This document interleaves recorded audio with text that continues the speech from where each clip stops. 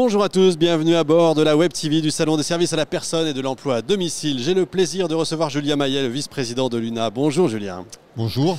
Alors les chiffres clés cette année chez vous? Alors UNA, rappelez déjà que c'est un des 4 syndicats présents dans la branche de l'aide à domicile et les associations d'aide à domicile.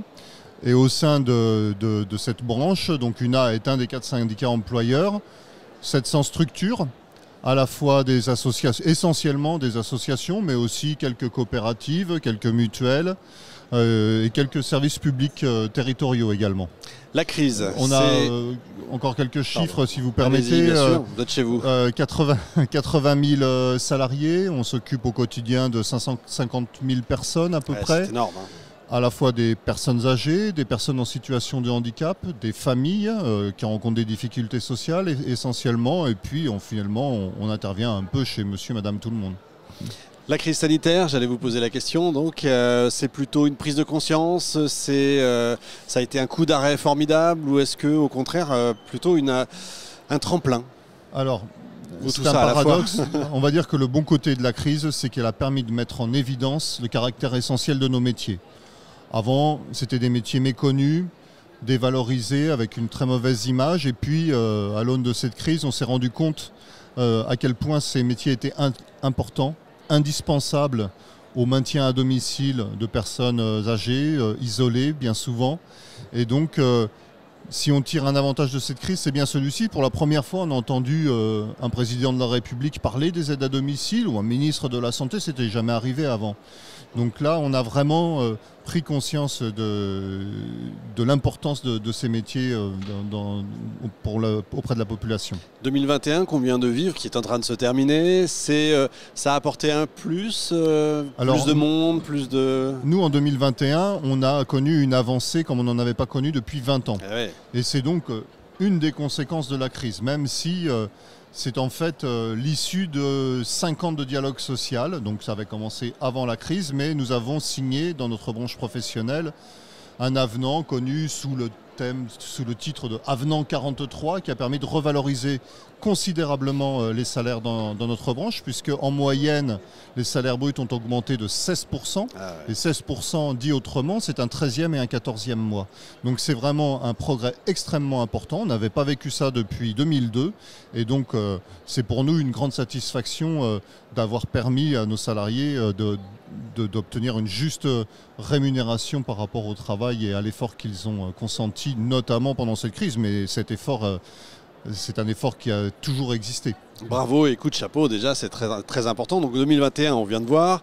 2022, il y a, comme qui dirait, une petite échéance, l'échéance présidentielle. C'est ça. Qu'est-ce que vous attendez de cette échéance? Eh bien, on attend que soit réparé un peu la tâche de ce quinquennat où on espérait une fois de plus, comme sous les 2 voire 3 quinquennats précédents, une loi qui permette de prendre en charge la perte d'autonomie au sens le plus large. Le serpent de mer depuis X années. Et hélas, peut-être en raison de la crise également, en raison des difficultés mais il y a toujours quelque chose. Il y a toujours une bonne raison, mais donc on attend une grande loi parce qu'on a un PLFSS, un projet de loi de financement de la sécurité sociale qui contient un certain nombre d'avancées, mais c'est insuffisant.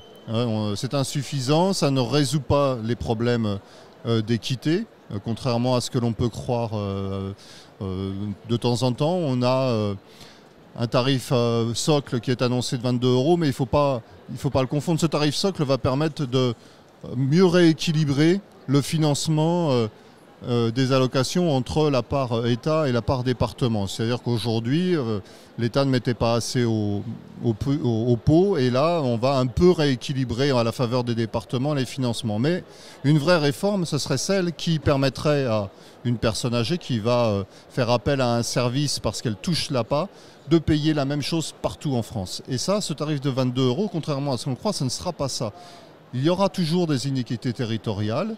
Une personne âgée à même revenu ne paiera pas la même chose suivant qu'elle vit dans le nord de la France ou dans les Alpes-Maritimes ou dans la Creuse, je ne sais pas dans quel autre endroit. On a toujours ce problème d'inéquité territoriale et il faudrait qu'il y ait une véritable équité dans l'accès aux services. Et puis après, il faudra revoir la question des financements de nos services. C'est un autre sujet et celui-ci n'est pas véritablement traité par le projet de loi de finances de la sécurité sociale.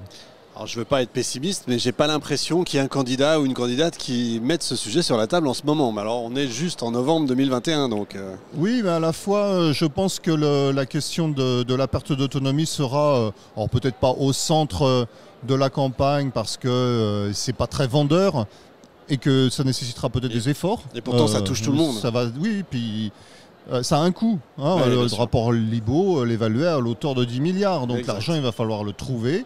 Ça va peut-être demander des efforts pour la population en général.